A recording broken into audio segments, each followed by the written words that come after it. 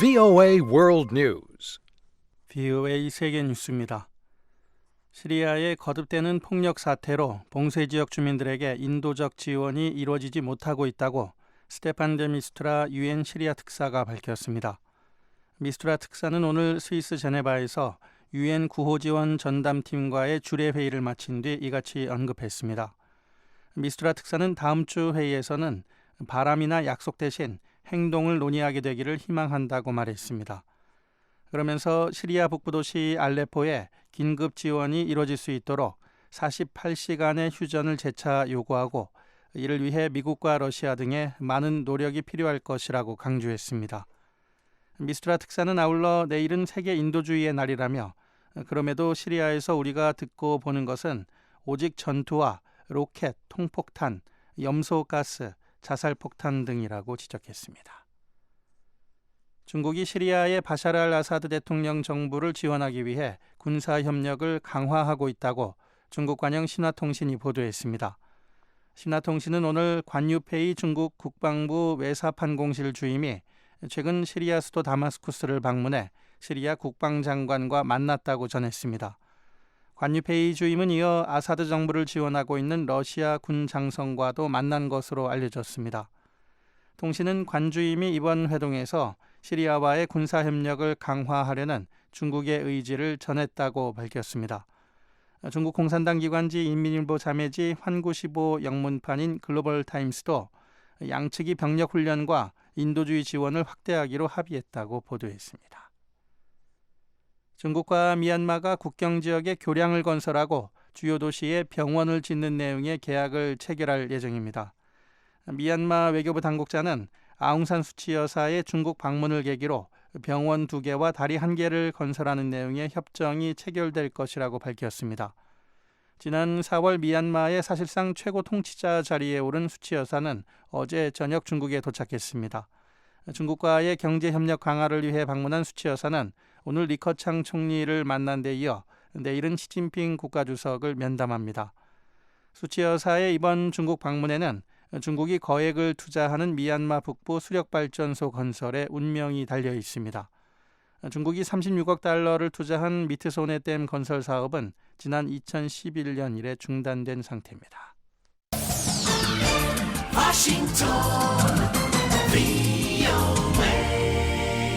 지금 여러분께서는 VOA 세계뉴스 듣고 계십니다. 일본의 아베 신조 총리가 다음 달 쿠바를 방문하는 방안을 검토하고 있다고 일본 교도통신이 보도했습니다. 이는 쿠바와의 관계를 강화하고 쿠바에 대한 일본의 투자를 늘리기 위한 목적으로 알려졌지만 일본 외무성은 그 같은 계획이 이루어지지 않고 있다고 밝혔습니다. 교도통신은 그러나 만일 쿠바 방문이 확정되면 아베 총리가 다음 달 유엔 총회에 참석차 미국 뉴욕을 방문할 때 병행될 것으로 전망했습니다. 하지만 이 같은 보도에 대해 쿠바 외무부의 한 관리도 그 같은 사실이 없다며 자신이 말할 수 있는 것은 이것뿐이라는 반응을 보였습니다. 일본 총리가 쿠바를 방문한 적은 없습니다. 다만 지난해에는 기시다 후미오 일본 외무상이 쿠바를 방문해 라울 카스트로 국가평의회 의장을 만난 바 있습니다. 필리핀이 지난 4월부터 6월까지 올 2분기에 7% 경제 성장을 이뤘습니다. 이는 1분기 성장으로는 3년 새 가장 빠른 것이라고 필리핀 관리들은 밝혔습니다. 이 같은 성장은 서비스 산업과 투자 확대 그리고 대통령 선거에 따른 지출 증대에 힘입은 것으로 풀이됩니다. 이에 따라 올해 상반기 필리핀의 경제 성장률은 6.9%로 집계됐습니다. 필리핀은 지난 6년간 평균 6.2%의 성장을 이루었습니다. 터키 동부의 한 경찰서 인근에서 오늘 아침 2건의 차량 폭탄 폭발로 적어도 6명이 숨지고 120여 명이 다쳤습니다. 반주에서 발생한 첫 번째 폭발로 경찰관 1명과 민간인 2명이 숨지고 경찰관 20명 등 수십 명이 다쳤습니다. 이어 몇 시간 뒤 엘라지그 경찰서 정원에서 또 다른 차량 폭탄이 터져 3명이 숨지고 적어도 100명이 다쳤습니다. 인터넷에 공개된 두 번째 폭발 영상에는 경찰청 본부 외곽에서 짙은 연기와 함께 차량 여러 대가 전복되고 건물 유리창이 깨진 모습이 담겼습니다. 아직 이번 공격을 시인한 단체는 없지만 터키 당국은 쿠르드 반군을 지목하고 있습니다. VOA 세계뉴스 천일규였습니다.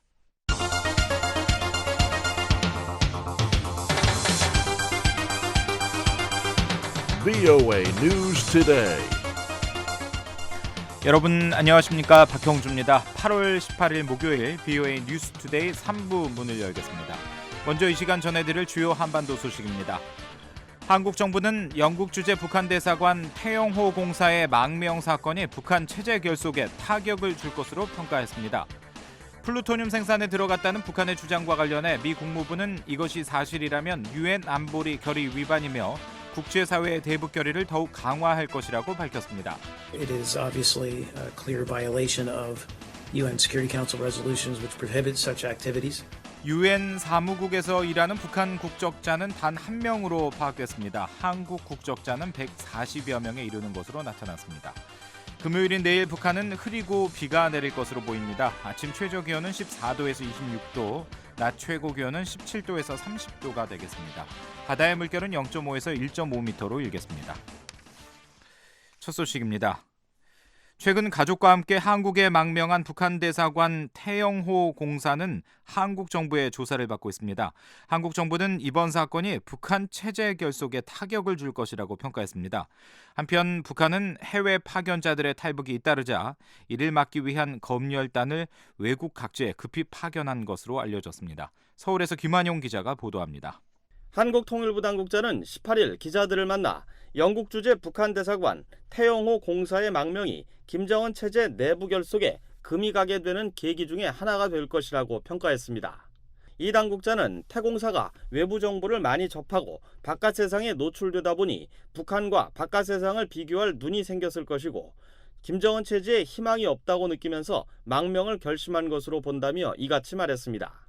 정준희 통일부 대변인은 이보다 앞서 17일 태공사가 망명 동기에 대해 김정은 체제에 대한 염증과 한국의 자유민주주의 체제에 대한 동경, 그리고 자녀와 장래 문제 등이라고 밝혔다고 전했습니다. 태공사는 올여름 본국 소환을 앞두고 자녀들의 장래를 위해 망명을 결심했을 가능성이 있는 것으로 외신들은 보도했습니다. 태공사의 큰아들은 영국의 한 대학에서 공중보건경제학 학위를 받았고 덴마크에서 태어난 작은 아들은 고교를 졸업하고 대학 진학을 앞두고 있었던 것으로 전해졌습니다. 태공사의 망명 동기에 대해선 또 국제사회의 전례 없는 강력한 대북 제재와의 연관성도 제기되고 있습니다. 서울대 통일평화연구원 장용석 박사입니다. 영국 주재 북한 대사관의 재정 책임을 맡았거나 또는 외화벌이 등과 관련돼서 나름대로 특별한 미션을 가지고 있었을 가능성을 배제할 수 없다고 보면 심리적인 차원에서의 제재 영향을 넘어서서 현실적으로도 제재로 인한 압박 부담을 좀 크게 느꼈을 가능성도 배제할 수 없지 않나 생각을 합니다. 이런 가운데 북한 당국이 외교관과 해외 식당 종업원 등 해외 파견자의 탈북이 잇따르자 중국 등 해외 각지에 검열단을 급파한 것으로 알려졌습니다. 한국연합뉴스는 18일 대북 소식통의 말을 인용해 김정은 북한 국무위원장이 출신 성분이 좋은 이들의 연이은 망명의 격분에 최근 대사관과 무역상사, 식당 등 모든 해외 파견기관들에 대해 도주나 행방불명을 사전에 적극 제거하고 실적이 부진한 기관은 즉각 철수시키라고 지시했다고 보도했습니다. 김 위원장의 지시에 따라 노동당과 내각, 보위성에선 각종 검열단을 조직해 해외 각지로 급히 보내 강도 높은 조사에 나섰다고 밝혔습니다. 이와 관련해 한국 외교부는 사실관계를 확인 중이라고 밝혔습니다. 한편 태공사가 항일 빨치산 1세대의 아들일 가능성이 제기되고 있습니다. 세종연구소 정성장 박사는 태공사가 영국에서 10년간이나 근무한 것은 북한의 일반적인 외교관으로선 있을 수 없는 일이라며 남다른 출신 성분을 갖고 있을 가능성이 매우 높다고 말했습니다. 한국 내 탈북자 사회에선 태공사의 아버지가 김일성 전 주석의 전령병으로 활동한 항일 빨치산 1세대 태병렬이라는 관측이 나왔습니다. 태공사는 고등 중학교 재학 중 중국으로 건너가 영어와 중국어를 배웠고 베이징에서 대학을 다녔습니다. 자유북한 방송 김성민 대표입니다.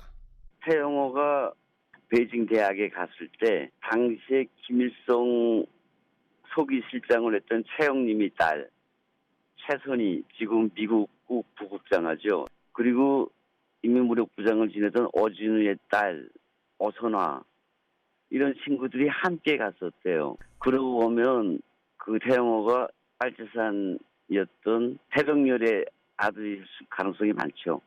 통일부 당국자는 그러나 태공사와 태병렬의 관계에 대해 공식적으로 아는 바가 없다고 말했습니다. 태공사의 부인인 오혜선도 김일성의 빨치산 동료이자 노동당 군사부장을 지낸 오백룡의 인척이라는 설도 나왔습니다. 서울에서 VOA 뉴스 김환용입니다. 미국의 북한 전문가들은 태영호 공사의 망명은 일부 북한 핵심 계층이 동요하고 있다는 징후라고 풀이했습니다. 하지만 이것이 북한 정권의 불안정이 심화되고 있다는 징표로 보기는 아직 이르다는 입장인데요. 이현철 기자가 취재했습니다. 워싱턴의 대북 인권단체인 북한인권위원회 그레그 스칼라투 사무총장은 17일 BOA와의 전화통화에서 영국 주재 북한 대사관 태영호 공사의 탈북은 북한의 핵심 계층 사이에서 김정은 정권에 대한 신뢰가 약화되고 있음을 보여주는 또 하나의 신호라고 말했습니다. Because the level of confidence in the future of the Kim regime appears to be low within the senior core. 북한의 핵심 당국자들 사이에서 김정은 정권의 미래에 대한 신뢰가 매우 낮은 수준으로 보인다는 겁니다. 스칼라투 사무총장은 최근 북한의 고위 당국자들이나 그 자녀들의 탈북 사례가 이어지고 있는 점을 예로 들었습니다. 아울러 김정은 정권의 무자비한 숙청 때문에 북한의 고위 당국자들은 충성을 하더라도 개인과 가족의 안전을 보장할 수 없다는 생각을 하게 되는 등 핵심 계층들이 동요하고 있다고 말했습니다. 그러면서 이런 상황은 자신의 조국인 루마니아에서 공산 정권이 무너지던 1980년대를 생각나게 한다고 말했습니다. I'm not saying that it's a sign that the Kim regime will collapse tomorrow night, but I think that it's a clear indication that there is. 김정은 정권이 내일 당장 붕괴된다는 건 아니지만 북한 내부에 중대한 문제가 있는 것은 분명해 보인다는 겁니다. 워싱턴의 민간 단체인 외교정책 포커스의 존 페퍼 소장은 북한 정권이 어느 정도 불안정한 것은 사실이라고 말했습니다. To a certain extent, North Korea does not have that kind of ideological control over either the 북한이 더 이상 주민들뿐 아니라 많은 고위 당국자들을 통제할 수 있는 정치적 이념을 갖고 있지 않다는 겁니다. 하지만 정권의 연속성이라는 측면에서 보면 북한은 여전히 세계에서 가장 안정된 나라 가운데 하나라고 페퍼 소장은 말했습니다. 따라서 고위 외교관 한 명의 탈북으로 북한 정권의 불안정 여부를 판단하기는 어렵다고 덧붙였습니다. 페퍼 소장은 북한 고위 당국자들의 탈북은 지극히 개인적이고 실용적인 판단에 따라 이루어지고 있다고 말했습니다. I think there's always a calculation within the elite, and the calculation depends on a number of 북한의 핵심 계층들은 북한 외부에서 성공적인 삶을 살아갈 것이라는 보장이 없다는 점과 북한에 계속 머물 경우에 보상과 혜택, 또 북한 내부에서 개인과 가족의 삶의 안정성 등 지극히 개인적이고 실용적인 계산에 따라 탈북 여부를 판단하고 있다는 겁니다. 미 해군 분석센터의 켄 고스 국제관계국장은 전 세계에 있는 북한 외교관들이 북한 정권의 미래에 대해 계산하고 그 가운데 일부는 북한을 떠날 기회가 있으면 그렇게 하겠다고 결정하고 있다고 말했습니다. 그러나 고스 국장은 이를 근거로 성급한 결론을 내려서는 안 된다는 점을 강조했습니다.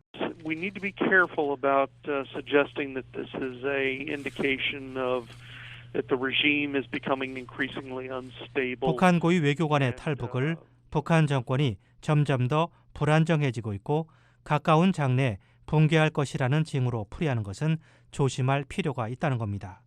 고스 국장은 실제로 북한 내부에서 북한 정권이 불안정해지고 있다는 징후는 나오지 않고 있다고 말했습니다.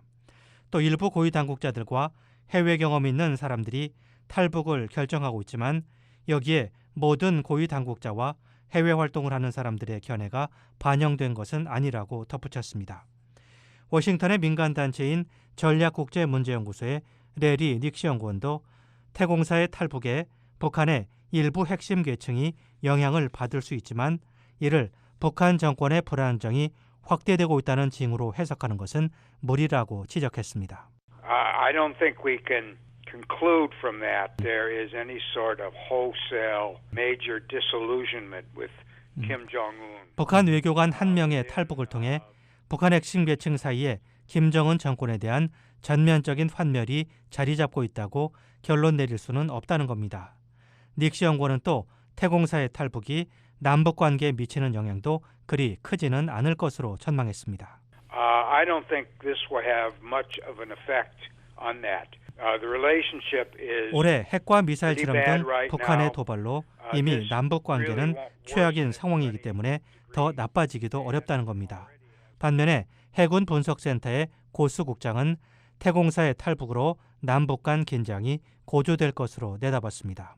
So seeing the defections that are happening, obviously it increases the tension, especially from North Korea's from the North Korean side. 고수 국장은 특히 북한이 한국을 향해 긴장을 고조시킬 것이라며 곧 실시되는 미국과 한국의 을지 프리덤 가디언 연습에 북한이 어떤 식으로든 반응할 것이라고 말했습니다. BOA 뉴스 이한철입니다. 미국 언론은 태영호 영국 주재 북한 대사관 공사가 한국에 망명한 것은 북한 정권의 부담이 될 것이라고 분석했습니다. 영국 언론들은 태공사의 영국 내 활동을 자세히 소개하기도 했습니다. 조은정 기자가 전해드립니다.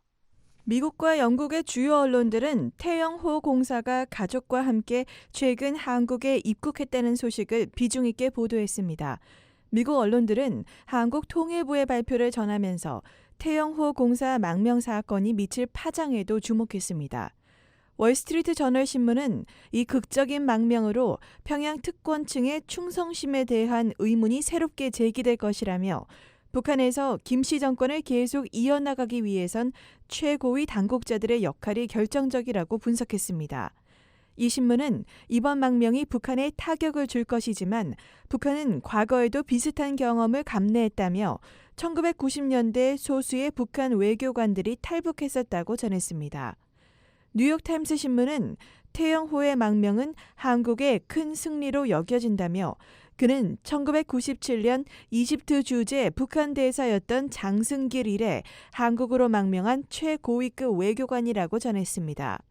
뉴욕타임스는 최근 중국에서 식당 종업원 13명이 집단 탈북한 데 이어서 태공사가 탈북한 것과 관련해 한국 정부는 김정은 정권에 대한 불만이 커지는 것을 반영하는 것으로 풀이하고 있다고 전했습니다.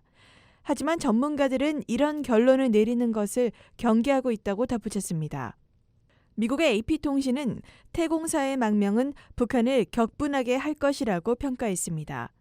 통신은 한국이 고위급 인사의 탈북을 항상 공개하는 것은 아니라며 남북관계가 수십 년 만에 최악의 상황에 놓인 시점에 태공사의 망명이 공개됐다고 전했습니다. 한편 태영호 공사가 10년간 외교관으로 근무했던 영국의 언론들은 그의 활동과 생활상을 자세히 소개했습니다. 태공사가 영국에서 북한의 좋은 모습을 홍보하는 업무를 맡고 있었으며 언론과의 접촉이 잦았다는 것입니다. 로이터 통신은 태공사가 런던의 극좌단체 행사에 정기적으로 참석해 북한을 열정적으로 방어하는 연설을 했다고 전했습니다. 하지만 태공사의 절제된 언행은 북한의 일반적인 선전선동과는 대조적이었다고 평가했습니다. 통신에 따르면 태공사는 언론이 북한에 대해 자극적인 보도만을 일삼는다고 공개적으로 불만을 나타내기도 했습니다. BBC 방송은 태공사가 망명을 선택한 것을 보면 실제로는 북한을 변호할 마음이 없었던 것으로 보인다고 평가했습니다. 태공사는 영국 내 탈북자들을 감시하는 역할도 했었다고 BBC 방송은 전했습니다. 태공사와 친분이 있었던 BBC의 스티브 에번스 한반도 특파원은 그와의 개인적인 경험을 소개하는 글에서 태공사가 올여름 임기를 마치고 평양에 복귀할 예정이었으며 망명을 결심했다는 어떠한 눈치도 보이지 않았다고 밝혔습니다.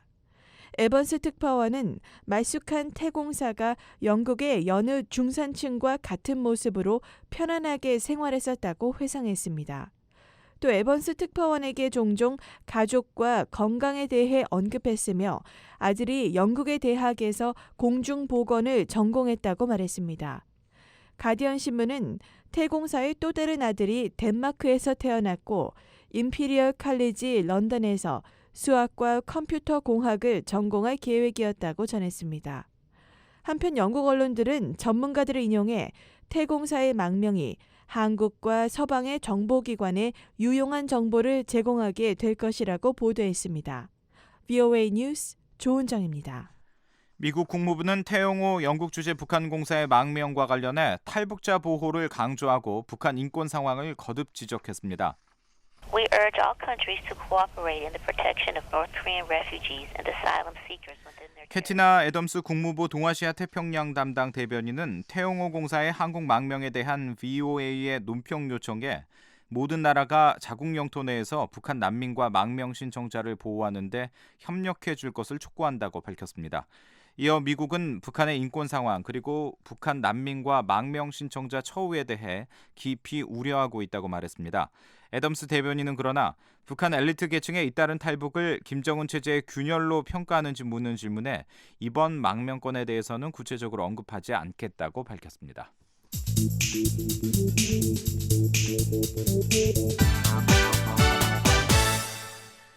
미국 국무부는 핵무기 원료인 플루토늄 생산을 재개했다는 북한의 주장에 대해 유엔 안보리 대북 제재를 철저히 이행하겠다는 의지를 밝혔습니다.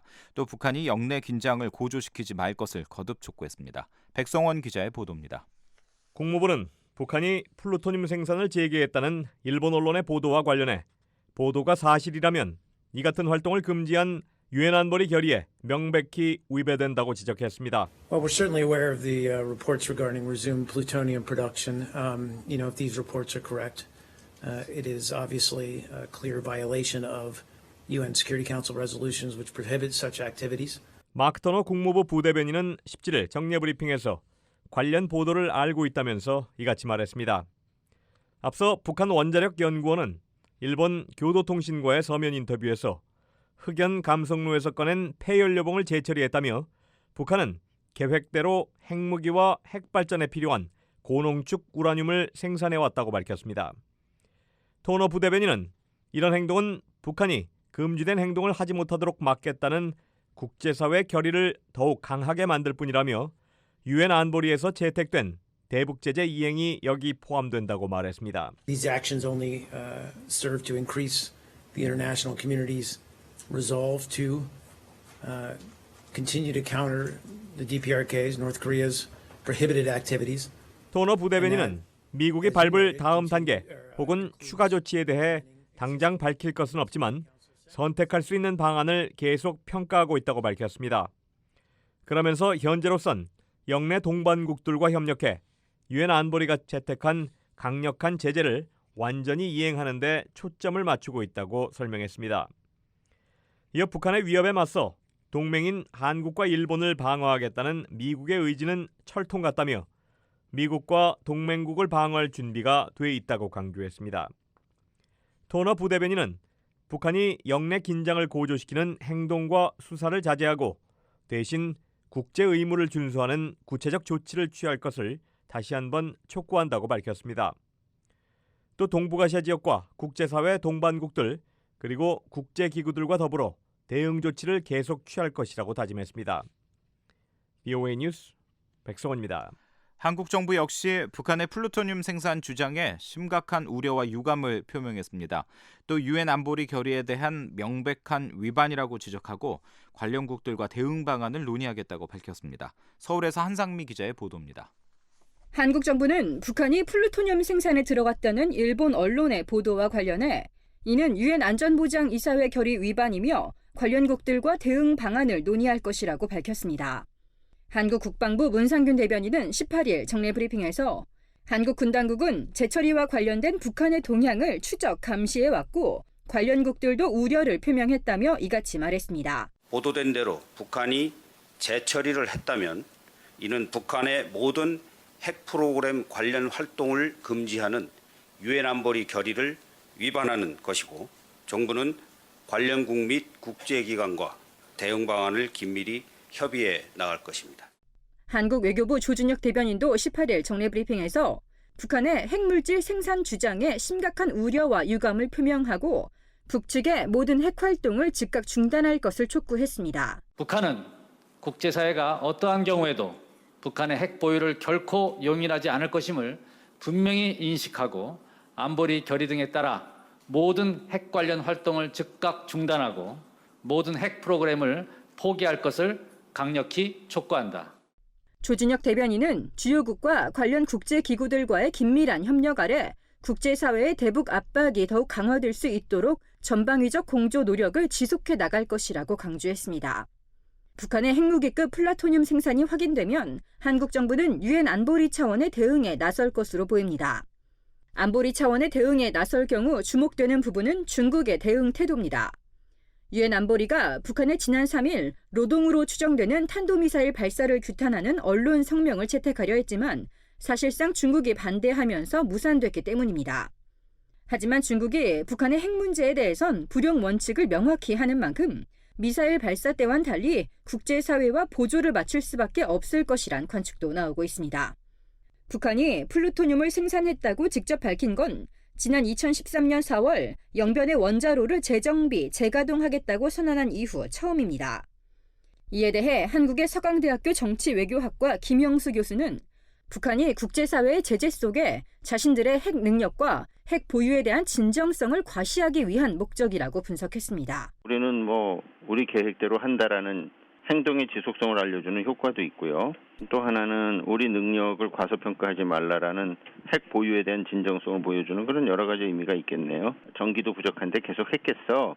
아니면 국제 제재를 받으면 좀 멈췄겠지 하는 그러한 가능성들을 다 일축시킬 수 있는 행보라고 보네요.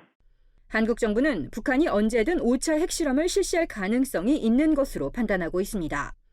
앞서 지난 5월 초 국회 국방위원회에 참석한 한민구 한국 국방부 장관은 북한이 언제든 추가 핵실험이 가능한 상태를 유지하고 있으며 이에 대응하고 있다고 밝혔습니다. 그들의 기술 또 집중도에 따라서 빨라질 수도 있고 늦어질 수도 있기 때문에 저희는 빨라지는 경우를 대비해서 지금 대응을 하고 있다라고 말씀을 드리고 서강대 김영수 교수 역시 더욱 정교한 핵탄두 소형화를 위해 북한의 추가 핵실험은 계속될 것이라고 전망했습니다. 북한은 최근 한 일본 언론과의 서면 인터뷰에서 플루토늄을 확보하기 위해 영변 핵시설에서 핵연료를 재처리했다면서 우라늄 농축시설의 정상 가동으로 핵무력 건설과 원자력 발전에 필요한 농축 우라늄을 계획대로 생산하고 있다고 주장했습니다. 서울에서 VOA 뉴스 한상미입니다. 한국을 방문 중인 마크 밀리 미 육군 참모총장이 오늘 빈센트 브룩스 주한미군 사령관과 만나 고고도 미사일 방어체계 사드의 주한미군 배치 계획 등을 논의했습니다. 밀리 총장은 한반도에 사드가 배치되면 운용을 담당하게 될 주한미 8군 예하 35 방공포 여단도 방문한 것으로 알려졌습니다. 밀리 총장은 내일 장준규 한국 육군 총장을 만난 뒤 다음 방문국인 일본으로 출국할 예정입니다.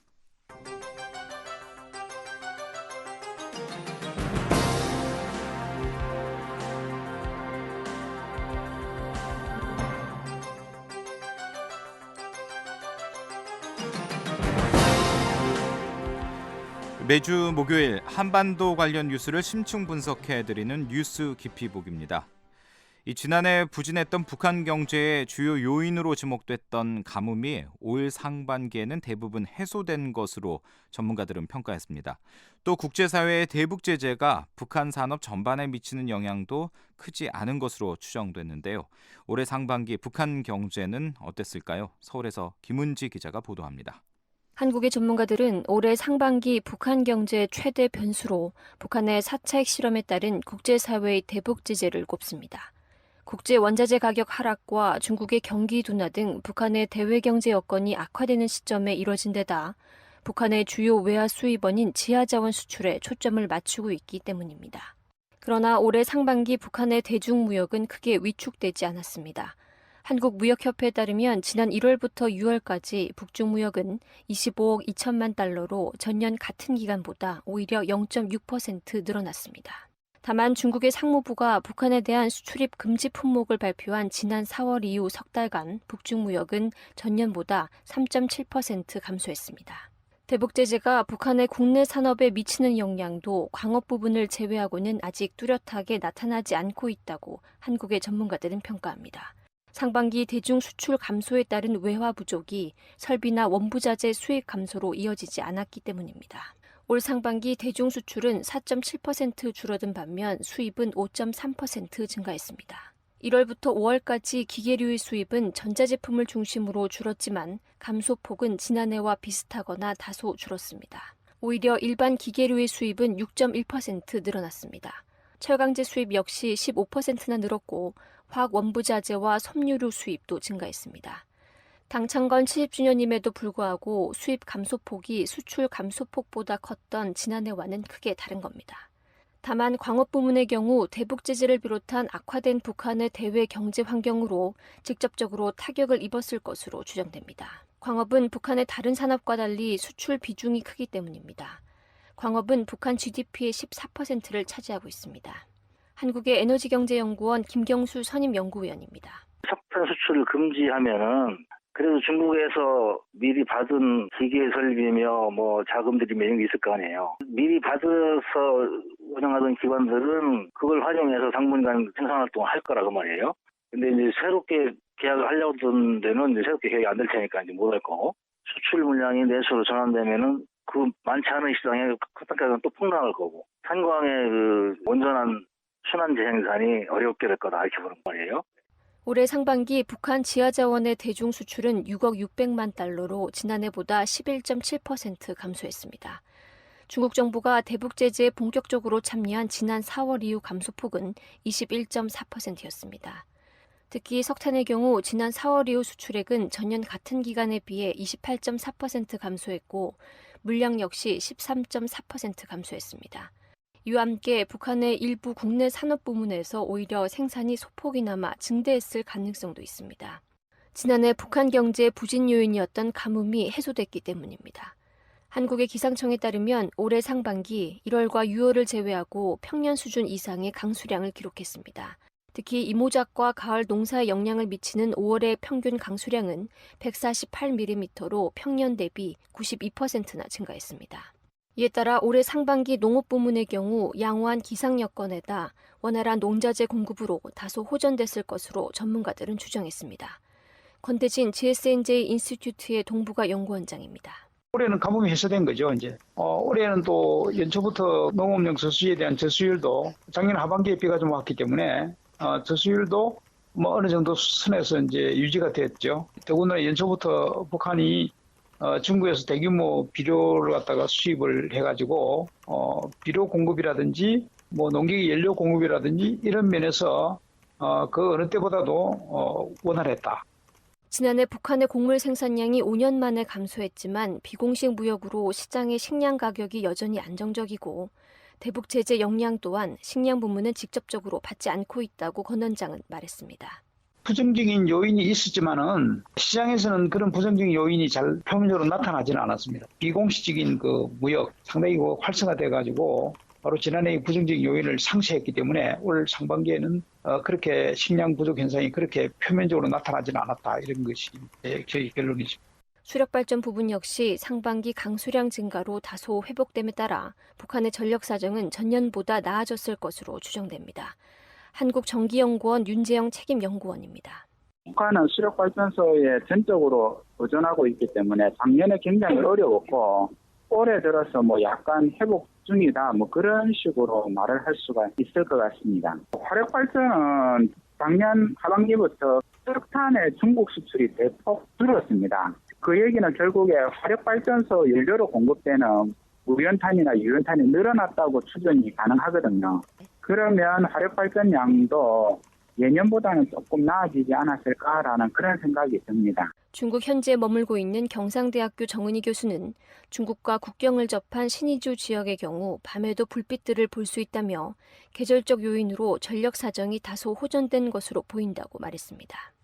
여기에다 북한 당국이 국제사회의 대북 제재에 맞서 추진 중인 속도전으로 노동력과 자원이 집중 투입돼 단기적으로 생산 활동이 확대됐을 가능성도 있습니다. 한국의 전문가들은 올해 하반기 북한 경제는 북한 대외 무역의 90%를 차지하는 중국의 대북 제재 강도와 지속 여부에 따라 크게 영향을 받을 것으로 전망했습니다. 산업연구원 이석기 선임연구위원입니다. 경제 제재는 점점 더 시간이 갈수록 누적돼서 효과가 나타나니까 사드 이후에 중국이 대북 무역 제재를 경제 제재를 어느 정도 강도로 지속할 건지 완화시킬 건지에 따라서 영향을 일단 1차적으로 받을 수밖에 없죠. 그다음에 이제 기상 조건은 뭐 지속적으로 악화되지 않는다 그러면 이거는 뭐 상반기와 마찬가지로 긍정적인 효과가 지속될 거고.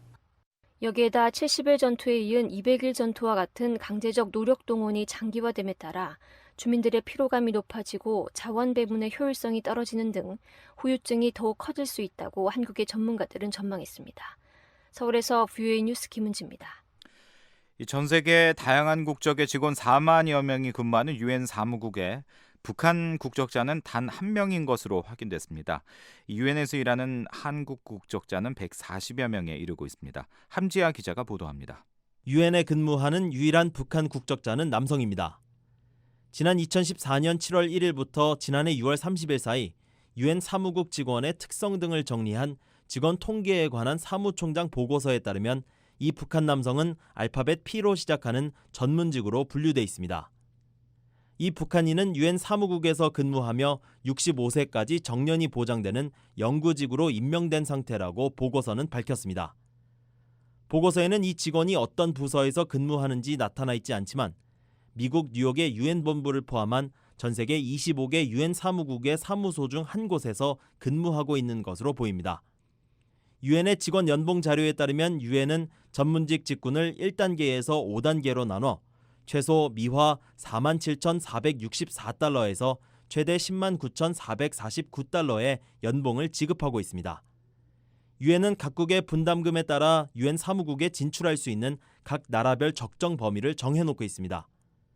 분담금에 따른 북한의 적정 범위는 3명에서 14명이지만 현재 단 1명이 진출해 더 많은 국민의 진출이 필요한 과소 진출 국가로 분류된 상태입니다.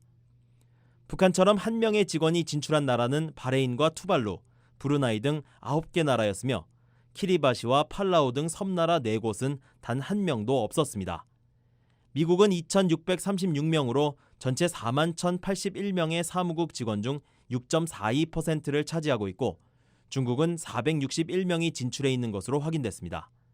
다만 미국과 중국은 분담금 대비 유엔 사무국 진출 인원이 적어 북한과 마찬가지로 과소 진출 국가로 분류됐습니다. 한국은 지난 2007년 취임한 반기문 유엔 사무총장을 비롯해 모두 146명의 직원이 진출해 적정 진출 범위에 속해 있었습니다. 유엔 사무국은 총회와 안전보장이사회 등 6개 유엔의 주요 기구 중 하나로 유엔 행정 전반을 책임지고 있습니다. VOA 뉴스 함지아입니다. 저희 VOA 미국의 소리 한국어 방송에서는 여러분의 의견을 기다리고 있습니다. 미국 국제전화번호는 1-202-205-9942번입니다. 그 밖에 중국과 태국에서도 무료 전화 이용하실 수 있습니다.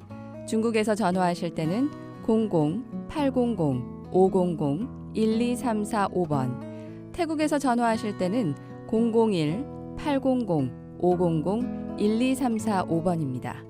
24시간 이용 가능한 전화에 많은 참여 바랍니다.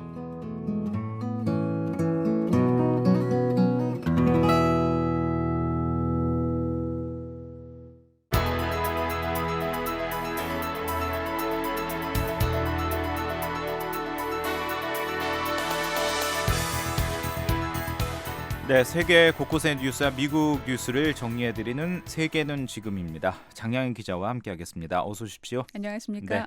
자, 오늘은 어떤 소식 가지고 오셨습니까? 네, 이 터키 정부가요, 지난달 군사 반란을 진압한 뒤에 연루 세력에 대한 대대적인 숙청 작업을 진행하면서 독재와 인권 탄압 논란으로 미국하고 관계가 나빠지고 있는데요. 미국이 터키에 배치했던 핵무기들을 루마니아로 옮기고 있는 걸로 알려졌습니다. 이 루마니아는 러시아의 코앞에 있는 나라여서 러시아의 반발이 예상됩니다. 미국 소식으로 백악관이 발표한 새로운 자동차 연비 규정 내용 알아보고요.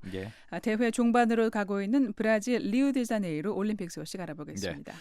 자, 미국이 터키에 배치했던 핵무기들을 다른 곳으로 옮긴다고요? 네, 미국이 터키 인지릴리 공군 기지에 배치했던 전술 핵무기들을 루마니아의 데베셀루 공군 기지로 이전하기 시작했다고 유렉TV를 비롯한 현지 매체들이 전했습니다. 루마니아 언론들도 관련 보도를 잇따라 내놓고 있습니다. 뭐 다른 무기도 아니고 핵무기를 옮긴다는 것 글쎄요. 네. 이게 좀 쉽은 작업은 아닐 것 같은데 왜 이런 일이 진행되고 있는 겁니까? 터키의 이 인지렐리 공군 기지는요, 이슬람 순위파 극단주의 무장단체 ISIL 격퇴전을 주도하고 있는 미군이 이 ISIL 근거지인 이웃나라 시리아와 이라크에 대한 공습 작전을 위해서 이 전투기들을 출격시키는 데 사용하는 곳입니다. 예. 그만큼 미국의 중동 지역 전략 달성에 중요한 역할을 담당하는 시설인데요. 최근 터키의 레셉 타이프 에르도안 정부가 미국을 비롯한 서방 사회와 긴장을 고조시키고 있는 상황에 따라서 예. 미국이 인지릴리 기지의 중요도를 좀 덜어내기 위한 작업이라고 분석되고 있습니다. 터키 정부가 최근 들어서 미국을 비롯해서 서방과 긴장을 고조시키고 있다. 이건 무슨 얘기일까요? 지난달에 에르도안 터키 대통령이 그 일부 군부 세력의 반란에 따라서 진압을 했는데요. 예. 터키 정부 측은 반란 연루 세력에 대한 대규모 숙청 작업을 위해서 국가 비상 상태를 선포를 했죠. 네. 이에 따라서 입법권 일부와 사법권을 포함해서 주요 국가 권력이 에르도안 대통령에게 집중되면서 미국과 서방 측은 독재와 인권 탄압을 우려하고 있습니다. 예. 미국은 터키 정부가 이 반란 배후 인물로 지목한 재미 이슬람학자 페툴라흐 뷸렌에 대한 추방 요구를 받아들이지 않고 있고요. 예. 터키는 당초 불편했던 관계였던 러시아와 전격적으로 정상회담을 진행했고 전면적인 관계 복원을 선언하는 등 국제사회에서 고립되는 상황을 피하기 위해서 러시아에 접근하고 있습니다. 그렇군요. 이런 상황들이 미국이 핵무기를 터키에서 이제 루마니아로 옮기는 여러 가지 그 요인으로 작용을 하고 있는 건데 그렇다면 미국이 이 터키에 있는 인지를릭 기지의 안전성을 확신하지 못하고 있는 겁니까? 예, 이 터키 당국이 지난달에 군사 반란을 진압했을 때요. 쿠데타 주도 세력을 주둔한 곳이라고 주장하면서 터키 당국이 인지릴릭 공군 기지의 전기 공급을 차단했었습니다. 예. 미군 소속 항공기의 이착륙을 금지시키는 조치까지 단행을 했는데요. 기지를 지휘하는 터키군 고위 장교를 체포하기도 했습니다. 예. 이렇게 인지릴릭 기지의 운용 안전성이 저해된 상황에서 미국 과학자협회의 핵무기 전문가인 한스 크리스텐슨 씨가요, 이 터키와 인지릴릭 기지의 보안 상황이 미국 핵무기를 비축할 안전 기준에 더 이상 맞지 않는다고 설명을 했습니다. 예. 그렇다면 이 터키에 있던 핵무기들은 루마니아 어디로 옮겨지는 건가요? 미국이 인지릴릭 기지에 배치했던 B-16 전술 핵폭탄 약 한 50기를요. 예. 루마니아의 데베셀루 공군 기지로 이전시키는 작업을 시작한 걸로 알려졌습니다. 네. 이 루마니아 데베셀루 공군 기지는 옛 소련 시절에 소련 당국이 대서방 전략 시설 가운데 하나로 건설한 곳입니다. 그렇군요. 소련이 전략 시설로 만들었던 곳에 이제 미국의 핵무기가 들어간다. 러시아의 반발이 만만치 않을 것 같습니다. 예, 데베셀루 기지는 전통적으로 소련과 러시아의 세력권이었던 동유럽 한복판에 있습니다. 예. 미국은 지난 2013년부터 이곳에 미사일 방어 시스템 구축을 위해서 한 8억 달러를 투입했는데요. SM-3 요격 미사일하고 이지스 레이더 시스템 등이 배치된 것으로 알려졌습니다. 이 루마니아의 데베셀루 공군 기지가 이렇게 미국의 미사일 방어 시스템 체계에 포함되는 과정에 러시아가 강하게 반발을 했고요. 예. 이번 핵무기 이전 작업이 완료되면 이 지역을 둘러싼 미국과 러시아 사이의 갈등이 더 심해질 것으로 현지 언론들이 관측하고 있습니다. 핵무기 이전 계획에 대해서 미국 정부가 혹시 공식적으로 입장을 밝혔습니까? 핵무기 이전에 대한 언급을 아직 내놓진 않았는데요. 예. 향후 입장을 밝힐 걸로 알려졌습니다. 루마니아 데베셀루 기지 운영과 관리의 그 실무 작업을 담당하는 북대서양 나토 조약기구 나토 측은요. 나토 동맹국은 미국의 핵폭탄이 안전하게 보관되도록 의무를 다하고 있다고 밝혔습니다. 네, 세계는 지금 미국 소식 알아보겠습니다. 미 백악관이 새로운 자동차 연비 규정을 발표했다고요? 네, 백악관이 지난 화요일 16일에 대형 트럭과 버스 그리고 여타 중장비 차량에 대한 새로운 연비 규정을 확정했습니다. 예. 이 새 규정을 보면은요, 이 소형 트럭은 오는 2021년부터 27년까지 매년 연료 효율을 2.5% 높여야 합니다. 예. 또 버스하고 트럭 등은 기존보다 일산화 탄소 배출량을 20% 줄이는 걸 골자로 하고 있습니다. 기후변화의 주범인 온실가스를 줄이기 위한 그런 방안이군요. 그렇습니다. 미국에서 이 고속도로를 운전하다 보면은요, 트럭하고 버스가 아주 검은 연기를 뿜으면서 달리는 것을 가끔 볼 수가 있는데요. 예. 이 검은 연기가 대부분 탄소와 각종 오염물질로 공기를 오염시키는 것은 물론이고요. 지구 온난화의 주범입니다. 예. 특히 이 대형 트럭 같은 디젤 엔진을 쓰는 차량이 문제인데요. 트럭이 전체 교통에서 차지하는 비중은 4% 정도지만 트럭 같은 대형 차량은 이 온난화 가스 배출의 20%를 차지하고 있습니다. 예.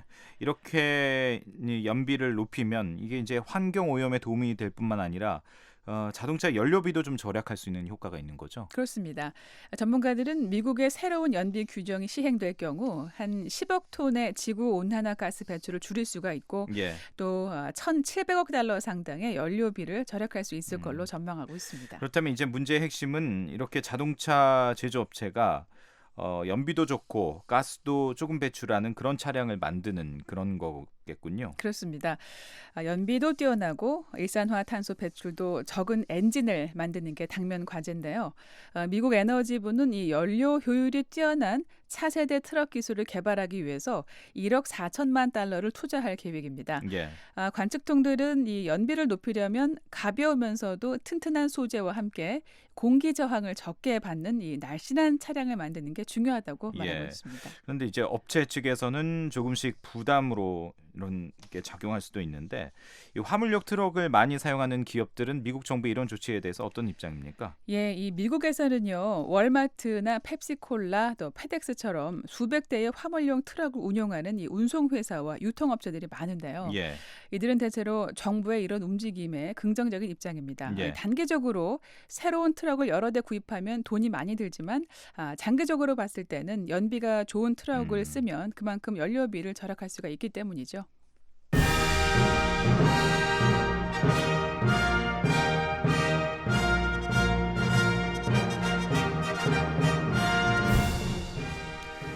네, 브라질 리우데자네이루 올림픽 소식 저희들이 이 시간 끝날 때마다 항상 전해드리고 있는데 서서히 대회 종반으로 향하고 있군요. 네, 어제 17일 2016 리우데자네이루 올림픽이 열리고 있는 이 현지의 메인 프레스 센터, 이 세계 각국 기자들이 모여 있는 종합 보도실에요. 22일까지 사물함 열쇠를 반납해 주세요라는 안내문이 붙었습니다. 방빼라는 얘기네요. 이제 끝나니까. 그렇죠. 네, 대회가 종착점에 가까워지고 있다, 뭐 이런 뜻인데요. 예. 날이 갈수록 열기가 더하면서 각국 선수들도 다양한 종목에서 또 보기 드문 명승부를 펼치고 있습니다. 네. 미국 대표단이 이 경기에서 그 금메달과 은메달, 동메달을 휩쓸었는데요. 1972년 뮌헨 올림픽부터 정식 종목이 된 이 여자 허들 100m에서 예. 한 나라가 금은 동메달을 모두 차지하는 게 이번이 처음입니다. 예. 미국이 이날 금메달 2개, 은메달 4개, 동메달 3개를 한꺼번에 수확하면서 207개 참가국 가운데 가장 좋은 성적을 거뒀습니다. 예. 한국 대표팀도 뭐 며칠 동안 주춤하더니 다시 금메달 소식이 전해졌네요. 네, 이날 한국의 메달 밭이라고 할 수 있는 태권도에서요. 여자 49kg급 김소희 선수가 정상에 올랐습니다. 예. 한국은 김소희 선수의 활약으로 이 닷새 만에 7번째 금메달을 따냈습니다. 또 한국은 태권도에서 남자 58kg급 김태훈 선수가 동메달을 추가했습니다. 예. 북한은 여자 레슬링에서 메달 획득이 기대됐던 김현경 선수가 자유형 48kg급 1회전에서 러시아 선수에 패해서 탈락했습니다. 예. 이제 종목 일정을 마친 선수들이 속속 귀국을 할 텐데 네. 이런 일이 있었네요. 브라질 당국이 미국 선수들의 출국을 막은 일이 있었다고요? 예, 브라질 경찰이 어젯밤에 공항에서요. 미국행 비행기에 탄 미국 수영 대표 선수 잭 콩고하고 군나르 벤츠를 연행했다고 미국 올림픽위원회가 밝혔습니다. 예. 이 앞서 미국 선수들이요. 리우에서 무장 강도를 당했다는 보도가 있었는데요. 이들 선수들이 거짓말을 했다는 게 브라질 당국의 판단입니다. 네. 브라질 경찰은 이들 두 선수 외에 또 다른 미국 올림픽 대표 선수 2명을 잡기 위해서 선수촌을 급습했는데 이들은 이미 선수촌을 떠난 뒤였습니다. 이 문제가 자칫 외교 문제로 발전할 수 있다. 이런 우려도 나오고 있다고요? 예, 리우에서 강도를 당했던 미국 선수들의 주장이 거짓으로 확인될 경우에 예. 무고죄에 해당할 가능성이 있어서 사실상 억류 상태인 이들 미국 올림픽 대표 선수들을 둘러싼 문제는 두 나라 간 외교 문제로 발전할 가능성이 있는 걸로 현지 매체들이 전하고 있는데요. 네. 이 브라질 법은요, 범죄를 거짓 신고하면 6개월의 구금과 벌금형을 선고할 수 있도록 규정하고 있습니다. 예. 자, 끝으로 각국 종합 성적 순위 좀 정리를 해볼까요? 네, 현지 시간으로 대회 13일째를 맞고 있는 18일 오늘 아침 현재 미국이 종합 순위 1위를 지키고 있습니다. 예. 지금까지 메달 30개, 은메달 32개, 동메달 31개, 총 93개의 메달을 땄고요. 이어서 금메달 19개, 은메달 19개, 동메달 12개, 영국이 2위입니다. 중국은 금메달 수에서 영국과 같은 19개를 기록하면서 은메달 15개, 동메달 20개를 더한 총 메달 수는 영국보다 많지만 예. 은메달 수에서 뒤져서 3위를 달리고 있습니다. 한국은 금메달 7개, 은메달 3개, 동메달 6개로 11위. 또 이날 성적 변화가 없던 북한은 금메달 2개, 은메달 3개, 동메달 2개로 21위입니다. 예. 세계는 지금 오늘 여기까지 듣겠습니다. 지금까지 장량희 기자였습니다. 소식 잘 들었습니다. 고맙습니다.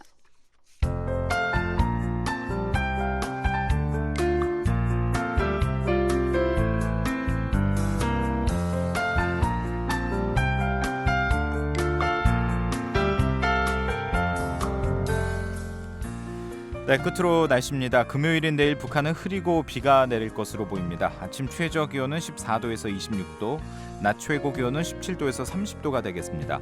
바다의 물결은 0.5에서 1.5m로 일겠습니다. 평안남도와 평안북도 내일 흐리고 평양과 남포를 제외한 대부분 지역에 비 예보가 있습니다. 평양 낮 최고 기온은 30, 안주 26도, 양덕 27도, 남포 29도, 신의주 25도입니다. 수풍과 구성, 강계, 희천은 24도입니다. 비가 내리면서 더위가 한풀 꺾였죠.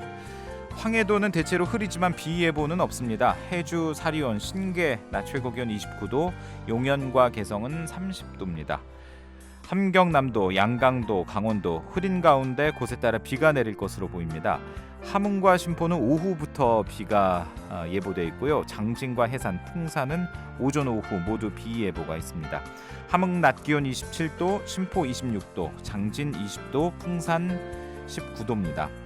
함경북도는 흐린 가운데 청진, 웅기, 성진 지역에는 오후부터 비가, 또 삼지연은 오전부터 비가 내릴 것으로 보입니다.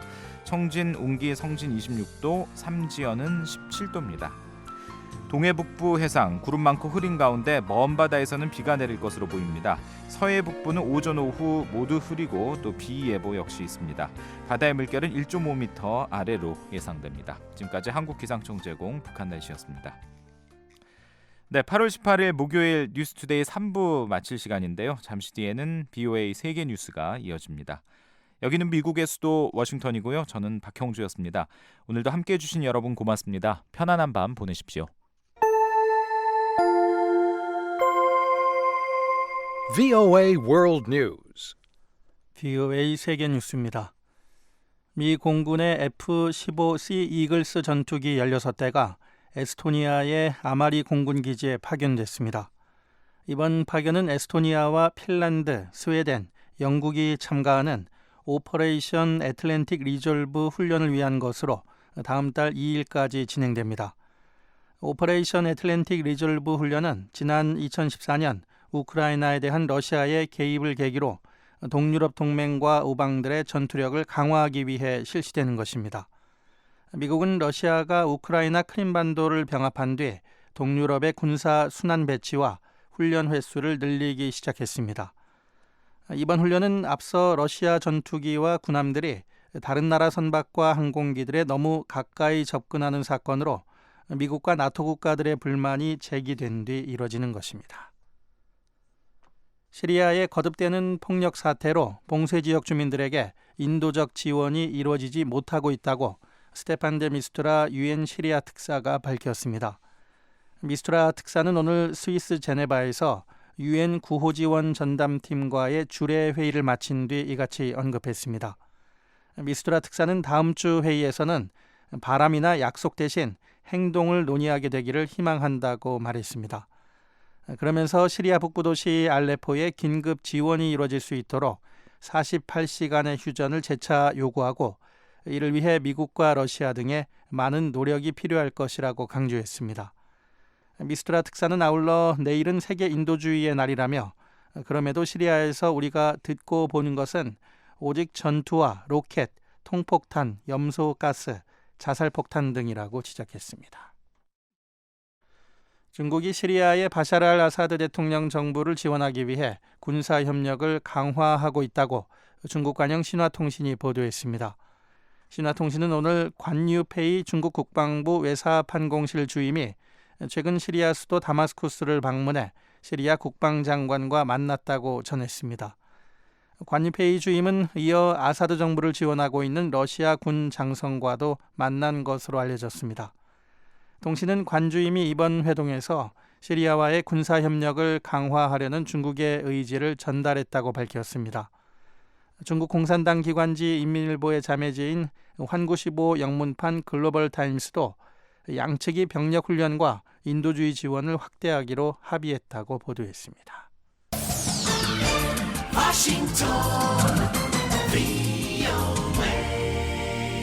지금 여러분께서는 BOA 세계뉴스 듣고 계십니다.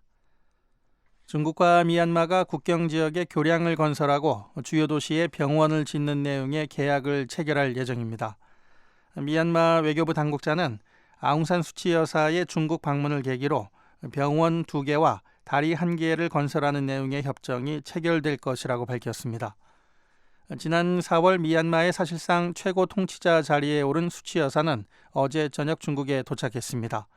중국과의 경제협력 강화를 위해 방문한 수치 여사는 오늘 리커창 총리를 만난 데 이어 내일은 시진핑 국가주석을 면담합니다. 수치 여사의 이번 중국 방문에는 중국이 거액을 투자하는 미얀마 북부 수력발전소 건설에 운명이 달려 있습니다. 중국이 36억 달러를 투자한 미트소네 댐 건설 사업은 지난 2011년 중단된 가운데 중국은 당초 계획에 따라 전력의 90%를 중국에 보내기로 돼 있는 이 댐 건설의 재개를 촉구하고 있습니다. 일본의 아베 신조 총리가 다음 달 쿠바를 방문하는 방안을 검토하고 있다고 교도통신이 보도했습니다. 이는 쿠바와의 관계를 강화하고 쿠바에 대한 일본의 투자를 늘리기 위한 목적으로 알려졌지만 일본 외무성은 그 같은 계획이 이루어지지 않고 있다고 밝혔습니다.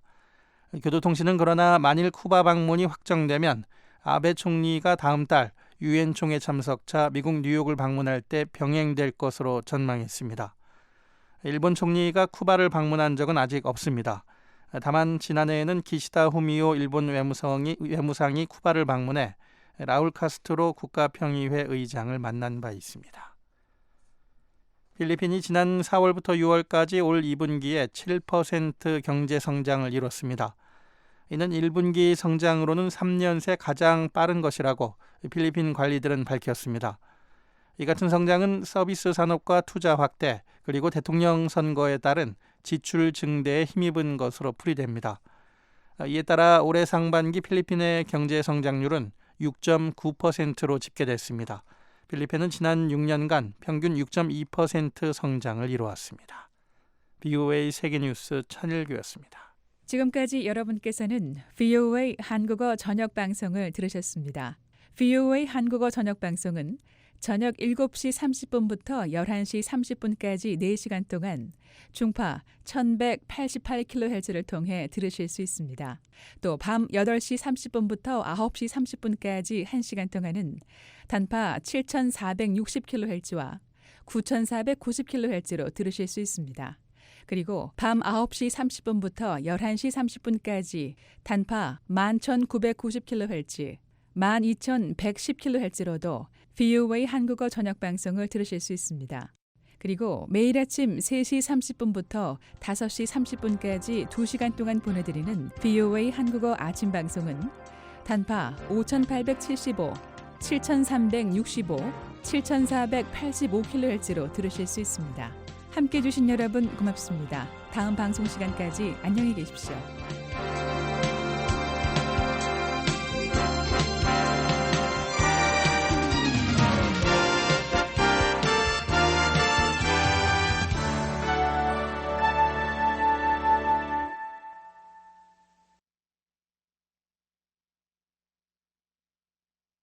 This program has come to you from the Voice of America, Washington.